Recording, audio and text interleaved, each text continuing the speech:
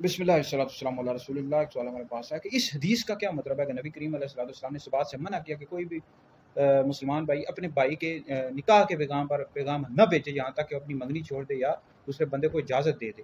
देखिए बुखारी शरीफ में हदीस मिली है कि नबी करीम अलैहिस्सलाम ने इससे मना किया कि कोई भी मुसलमान अपने मुसलमान भाई के निकाह के पैगाम न भेजे।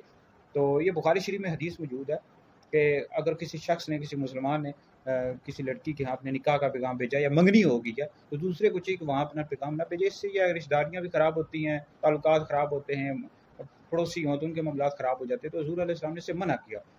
ठीक है जी। तो ये हमारे यहाँ होता है कि किसी जगह किसी की बात पक्की हो जाती है, फिर भी वहाँ पैगाम भेजते रहते हैं, इससे मामलात ख़राब होते हैं। तो लड़की के यहाँ किसी ने निकाह का पैगाम भेज दिया, मंगनी हो गई है, तो फिर दूसरे को चाहिए तो ना पैगाम भेजे, तो निकाह का पैगाम भी ना भेजे। हाँ, अगर उसने मंगनी ख़त्म कर दी, तोड़ दी, तो बिल्कुल आप भेज सकते हैं, या खुद कहता है आप भेज दो तो ठीक है। वगरना यह है कि निकाह का पैगाम नहीं भेजना चाहिए अगर किसी मुसलमान की बात पक्की हो चुकी हो। ठीक है जी। इन बातों का ख्याल रखना चाहिए। माशरती बातें इस वजह से बताई गई कि ताकि मुसलमानों के आपस में ताल्लुकात ख़राब ना हो, उनके मामलात ख़राब ना हो।